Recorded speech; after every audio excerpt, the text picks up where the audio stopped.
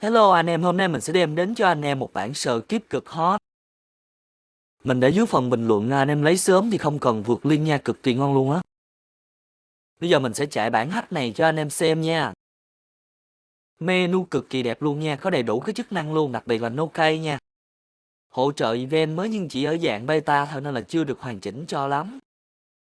Phiên mình test cho các bạn chức năng farm của bản này nhé. Bản hack này mới được phát hành nha, nên mình tranh thủ lên cho anh em trải nghiệm thử. Gom cực kỳ nhiều quá luôn nha. Mình thấy bản này rất ok nha, rất mượt và không bị lắc. Đánh quái cực nhanh nha. Nó gom quái lại một chỗ cho anh em đánh thấy không? Ôi farm rất nhanh luôn nha. Bản này farm gom và còn có full các chức năng rất ngon nha.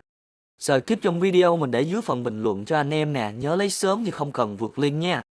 Cảm ơn anh em đã xem video, nếu thấy video hay và hữu ích cho mình một like và một lượt đăng ký kênh nha.